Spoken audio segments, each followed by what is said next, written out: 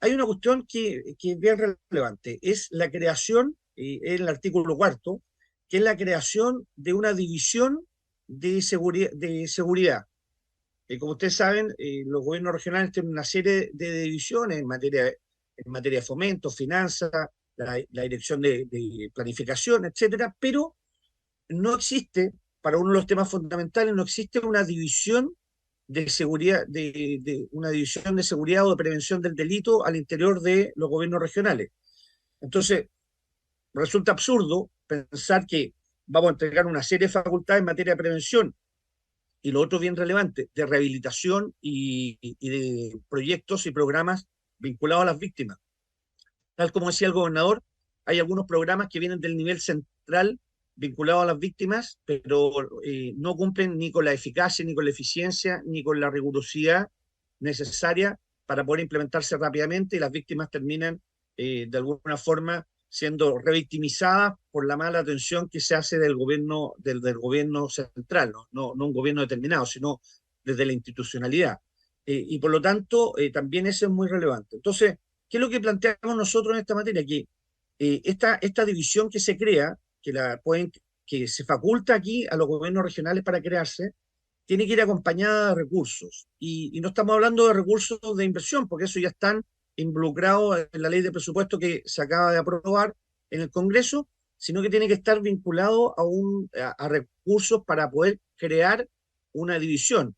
Aquí se permite crear el jefe de la división de prevención del delito, pero no se otorgan nuevos funcionarios que puedan acompañar y asesorar a este equipo. O sea, si la seguridad es uno de los, o sea, ¿por qué no decirlo? El principal problema ciudadano existente hoy día, creemos que es importante que junto con la creación de este jefe de la división se cree un equipo que dependerá de cada una de las regiones, lógicamente, por el número de regiones, por el número de delitos, pero tiene que ir acompañado de esto. Esto no es facultad ni resorte de los parlamentarios, es una facultad del Ejecutivo, pero creemos que si hay un punto débil en este proyecto de ley es precisamente esto, la creación de un jefe de división más que de una división. Al gobernador, ofrezco las palabras a los diputados y diputadas. Diputado Kaiser. Muchas gracias, señora presidenta. Ok, yo entiendo que muchas veces se necesitan más funcionarios cuando se asignan más tareas. Eso es correcto. Pero a veces uno también tiene la impresión de que los órganos del Estado siguen creciendo y muchos funcionarios tienen tareas difícilmente determinables. Le voy a hacer un comentario. La reforma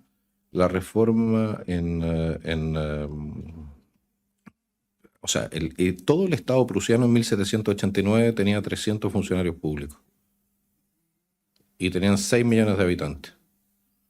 Introdujeron una reforma educacional, crearon educación pública, crearon hospitales, crearon de todo. Al final uno se pregunta si nosotros, por el tema del papeleo y la burocracia que tenemos, necesitamos tantos funcionarios o es realmente porque tenemos nuevas funciones.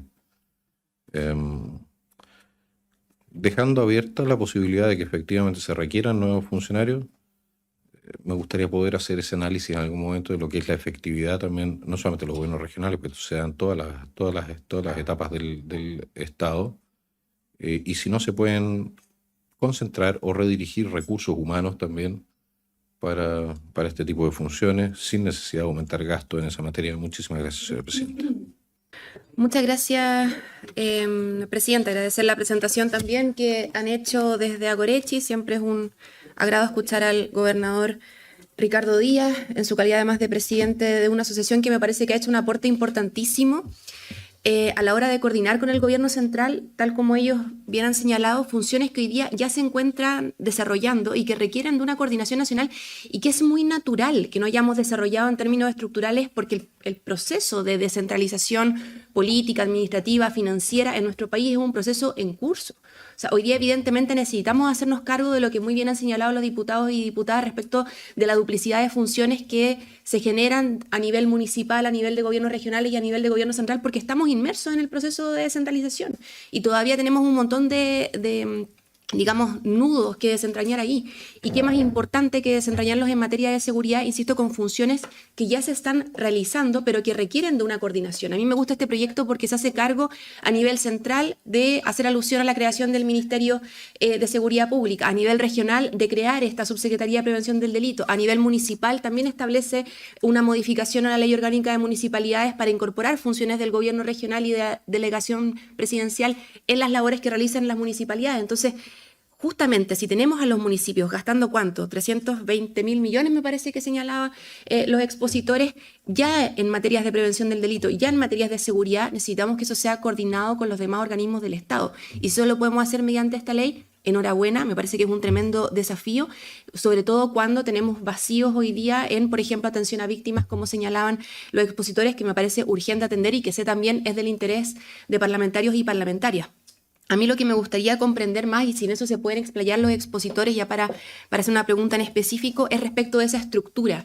¿Cómo evalúan la estructura de funcionamiento que permita efectivamente la coordinación de funciones que hoy día se están realizando para solucionar la duda además que tienen legítimamente parlamentarios y parlamentarias respecto de que esto no venga a acentuar la duplicidad de funciones, sino que más bien a resolverla? Si podemos desentrañar allí el funcionamiento del sistema, me parecería perfecto, Presidenta. Muchas gracias.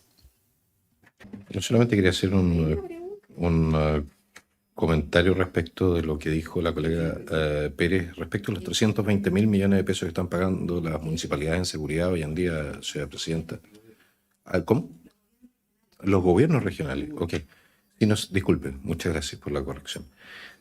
320.000 millones son el equivalente a 16.000 carabineros.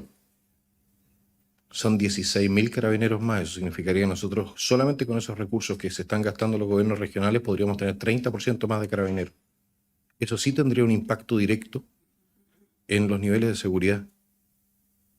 Entonces, lo digo porque veo cómo los recursos terminan en burocracias, terminan en todo tipo de proyectos, pero no ahí donde realmente hacen la diferencia. La diferencia es el hombre de verde con un arma que está entonces patrullando en las calles y que puede detener efectivamente a aquellos que cometen un delito.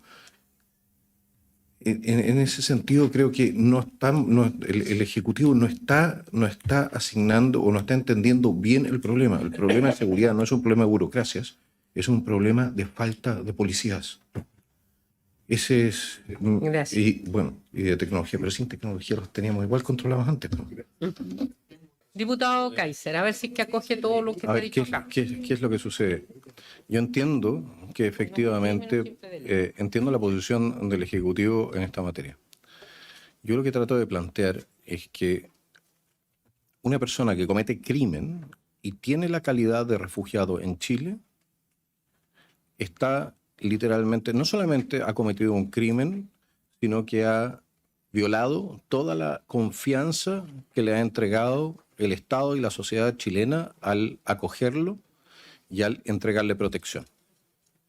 Personalmente creo que esa persona tiene que hacerse cargo de sus actos y los actos tienen consecuencias. Si esa consecuencia significa que se le despache de vuelta a su país de origen, es un tema que tiene que decidir el servicio. Si se le despacha a un tercer país, es algo que tiene que decidir el servicio. Pero claramente no puede continuar con la condición de refugiado, es decir, como protegido especial por parte del Estado de Chile, una vez que ha cometido un acto de esta naturaleza contra ciudadanos o contra personas que están habitando en nuestro país. En mi opinión, es un nivel de protección que no corresponde a personas que se dedican al crimen. Entonces yo diría, nadie está obligado a cometer un crimen. Nadie está obligado a cometer un crimen. Y tiene que estar claro que parte de la sanción es perder este estatus especial de protección. Esa es mi opinión. Por eso me cuesta tanto retirar el elemento de quitarle la condición de refugiado, señora presidenta, porque creo que esa persona no se lo merece. Y Muy no bien. se lo habríamos dado originalmente si fuese criminal tampoco. Estoy de acuerdo, digamos, porque entiendo la idea de la confianza, pero en el fondo tú le estás imponiendo una pena mayor a la que establece el propio ordenamiento jurídico. O sea, tú lo estás mandando de vuelta a su país de origen, donde la pena en la práctica va a ser que lo maten, cuando la sanción jurídica en Chile va a ser cumpla 20 años en la cárcel. Entonces, no tiene sentido, incluso bajo las propias lógicas de nuestro ordenamiento, lo que estaríamos haciendo en eso. Entonces, lo que yo creo que es una salida intermedia es mantener la calidad de refugiado, pero lograr lo que en la práctica todos queremos, que es que alguien que comete un crimen sea expulsado del país conforme a las normas generales, pero sin perder o sin haber perdido en Chile la calidad de refugiado para efectos de, me imagino, las solicitudes que puede hacer en otro país y para efectos de que no sea devuelto al mismo país cuya sanción no van a ser los 20 años de cárcel, sino que lo maten de un disparo porque se opone a una dictadura o qué sé yo, digamos. Diputado Kaiser. No hay que olvidar, señora presidenta, que nosotros tenemos aquí un punto que no es menor. Los principios de expulsión se aplican a aquellos que son inmigrantes irregulares, no al que tiene la calidad de refugiado. En primer lugar, no se les aplica a ellos. En segundo lugar, tenemos el principio de no devolución.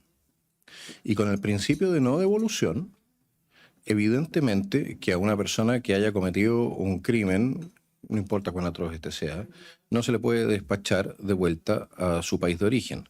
Ahora, yo personalmente creo que quitarle la calidad de refugiado y despacharlo directamente a su país de origen es la mejor de las respuestas. Puesto que un criminal en Chile, una persona que comete un crimen, puede ser, por ejemplo, una violación, tráfico de drogas, puede ser todo tipo de aberraciones. Esa persona, en mi opinión, ha desperdiciado la oportunidad que tenía en Chile y se tiene que hacer cargo de las consecuencias completas. No solamente aquella de pagar su pena en Chile, sino que también ha perdido el derecho a vivir entre los chilenos. En ese sentido, señora presidenta, para no entregar una calidad especial a aquel que está en condición de refugiado y que comete crímenes o se dedica a la vida criminal, me parece que retirarle... A ver, pues está dentro de la lógica de la legislación también.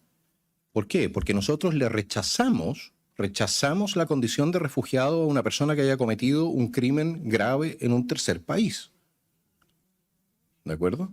Nosotros no aceptamos, uno de los elementos que significa que nosotros no damos refugio es por haber cometido delitos graves en un tercer país. Pero resulta que si comete los delitos en Chile, una vez que se le entrega la calidad de refugiado, no le quitamos la calidad de refugiado. Y lo mantenemos dentro de nuestro país. Me parece que eso es incongruente. A ver, ¿qué es lo que sucede? La decisión de entregar refugio a una persona es una decisión soberana del Estado de Chile. La razón por la cual nosotros deberíamos involucrar a las Naciones Unidas en la entrega de refugio, en el proceso de entrega de refugio, a mí no se me descubre. No veo la razón por la cual hacer algo así. Entre otras cosas porque el Alto Comisionado de las Naciones Unidas para los Refugiados no es un representante consular, ni tiene la calidad para los mismos. De hecho, lo que sería, no tiene ninguna utilidad práctica entregar esta información al solicitante de refugio, por un lado, y por otro lado, no tiene ninguna razón de ser que nosotros hagamos partícipe del proceso al Alto Comisionado de las Naciones Unidas para los Refugiados. Para eso existen los canales que corresponden a través de la Cancillería. Muchísimas gracias, señor presidente. Muy bien, la diputada Catalina Pérez, después el Ejecutivo para que se pueda referir. Gracias, presidenta. Primero yo entendería que no estamos haciendo parte al Alto Comisionado de Naciones Unidas del proceso, sino que le estamos simplemente comunicando a una persona la posibilidad de que concurra a contactar a un representante del Alto Comisionado, simplemente. ¿Y para qué, diputado Kaiser, por su intermedio, presidenta? Porque cuando estamos en una situación, primero cuando estamos en una situación de refugio, el refugio se basa en una figura. El sentido del refugio es a propósito de la existencia de todo un sistema que se denomina derecho internacional y que busca proteger los derechos de las personas independientemente de las fronteras que existen en los determinados países, porque se estima que hay determinadas situaciones políticas, sociales, culturales dentro de los países que amenazan la vida o la integridad física de una persona. Y respecto de eso se establece la condición de refugiado.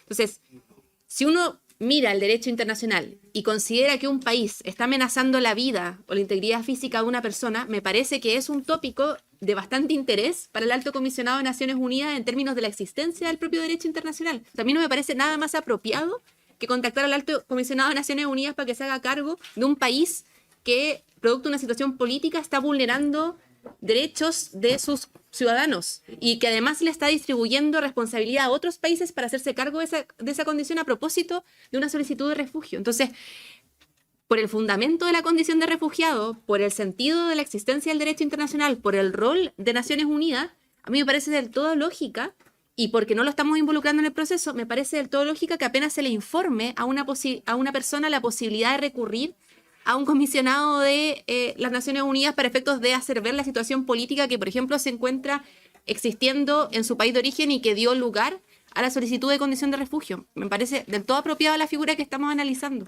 Diputado Kaiser. Muchas gracias, señora presidenta.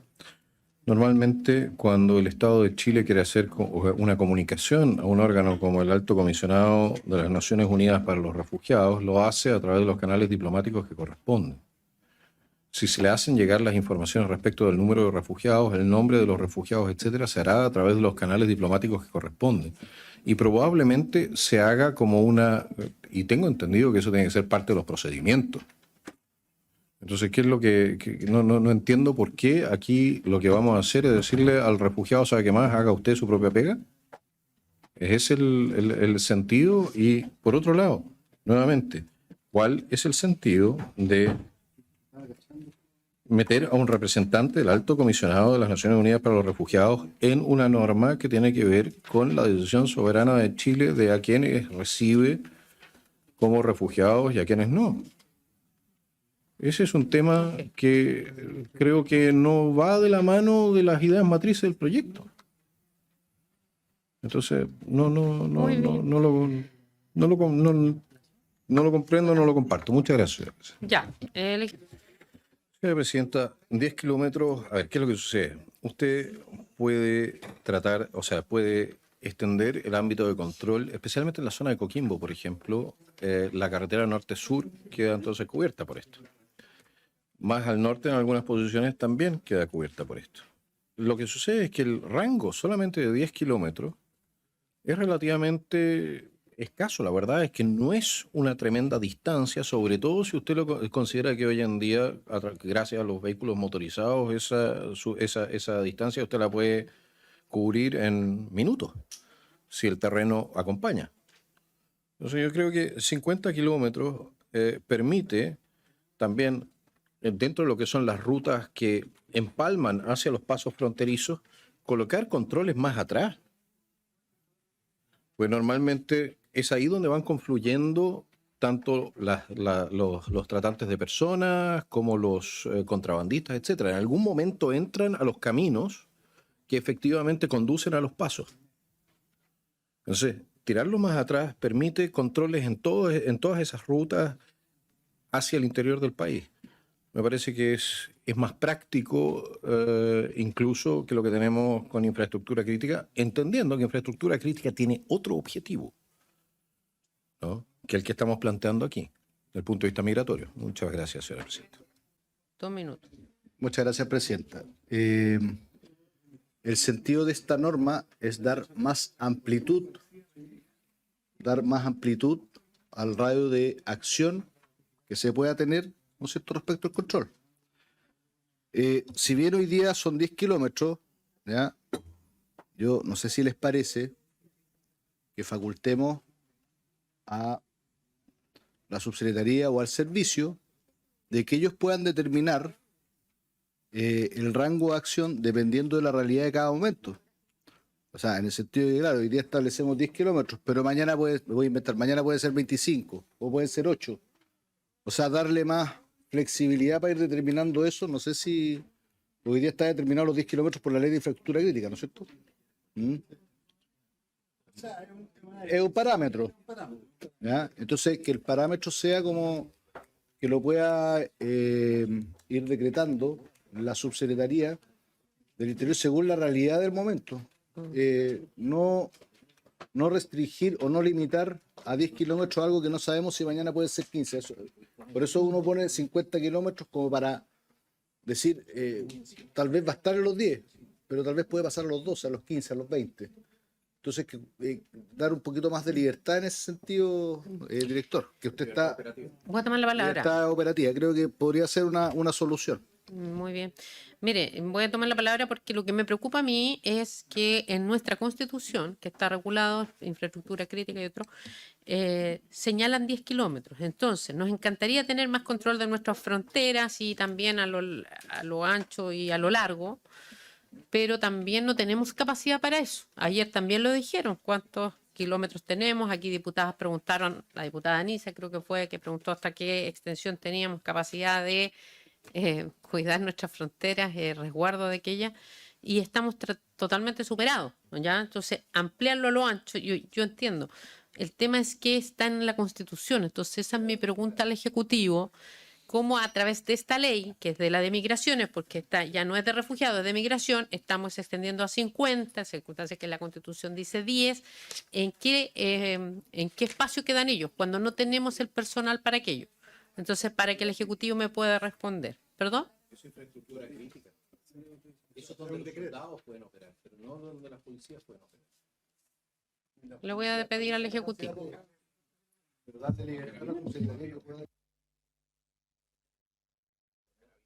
Si no hay capacidad, la verdad, creo yo, para definir 50 kilómetros, o sea, una policía fronteriza. Hoy día tenemos una línea.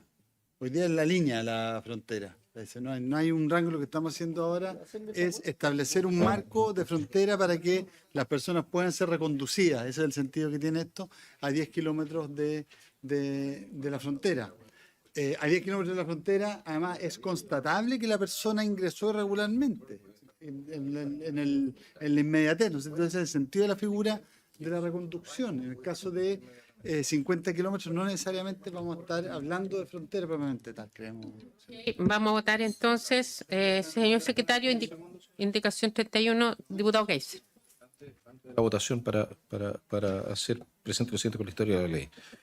Esto tiene por objeto, y lo verán con el artículo original que dice será inmediatamente reembarcado o reconducido a la frontera. ¿De acuerdo? La idea es que una persona que esté en el rango de esos 50 kilómetros y efectivamente sea capturada, sea detenida por la fuerza policial en este caso, porque no es la fuerza militar. La fuerza militar tiene el rango de acción que le da la ley de infraestructura crítica, que son 10 kilómetros, no más. ¿De acuerdo? Pero si la fuerza policial detiene, por ejemplo, un vehículo que está traficando personas, o que viene un coyote, digámoslo así, que entró por el desierto, se mete en una de las rutas que conduce a los pasos y lo detiene a 45 kilómetros, va a poder reconducir inmediatamente. Cosa que no podría suceder, que no sucedería en este momento, así como está la situación. Entonces, la idea es extender el espacio en profundidad, el espacio donde usted puede efectivamente controlar, detener, reconducir. Y esto no tiene que ver para nada con el ejército, no tiene que ver con el estado de excepción constitucional, no tiene que ver con la infraestructura crítica. Es solamente un espacio en el cual efectivamente se puede reconducir de inmediato. Y 50 kilómetros en el desierto no es nada. Literalmente no es nada. Entonces yo creo que incluso para el servicio probablemente sea práctico tener esta posibilidad, entre otras cosas, porque también les va a permitir probablemente detener a más traficantes de personas. Porque los van a poder pillar en las rutas. En algún momento van confluyendo hacia los caminos principales. No daña.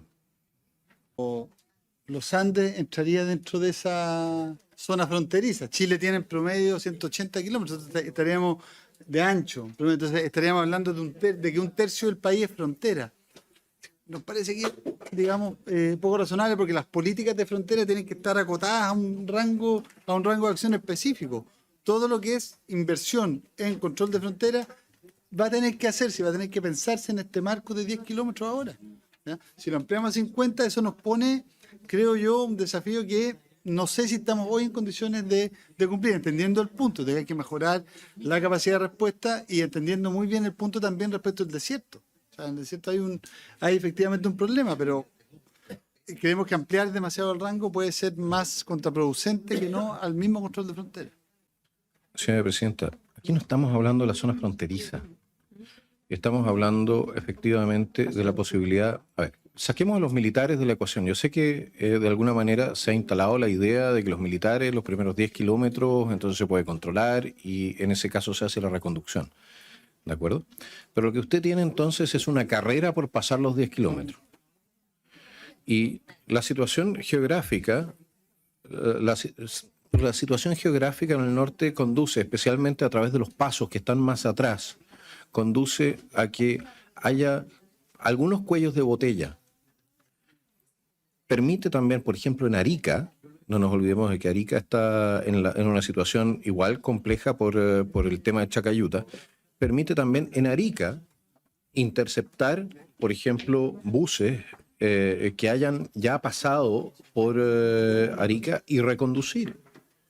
Es decir, nosotros estamos pensando aquí en que efectivamente en un proceso mucho más inmediato de reconducción de personas a las que sean interceptadas en un cierto anillo. La verdad es que, claro, usted me dirá, es que los Andes, pero los Andes, para llegar a los Andes usted tiene que pasar por Mendoza, usted tiene que pasar por el Paso de los Libertadores, y no es tan fácil, ¿no? Entonces probablemente no haya un control fronterizo en los Andes como para devolver a alguien que esté indocumentado.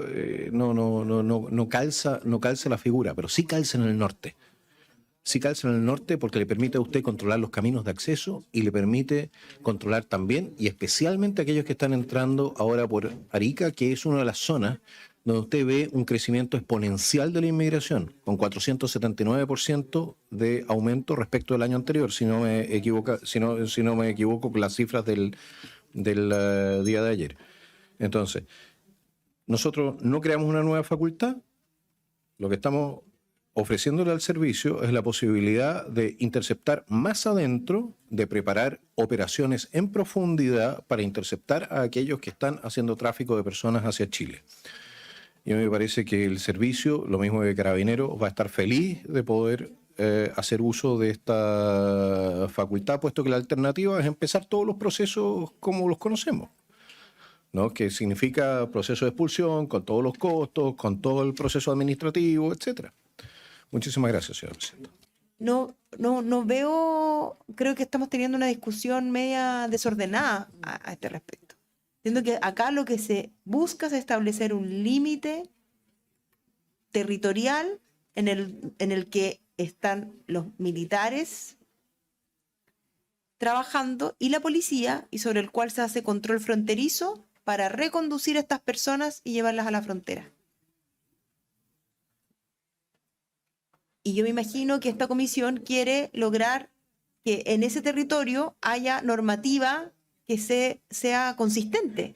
O sea, en esos 10 kilómetros son competentes las Fuerzas Armadas, según entiendo, y las distintas policías para poder hacer reconducción. Si pasamos más allá, ya estamos creando zonas en que no tiene competencia las Fuerzas Armadas, pero sí tendrían atribuciones. Creo que desordenamos y que se ha trabajado desde hace 1 año y medio en avanzar en estos 10 kilómetros y debemos continuar ahí. Eso. Disculpar, pero nosotros le entregaríamos a la autoridad administrativa la facultad de modificar por algo que está establecido en la ley. Ese es el problema, ¿no?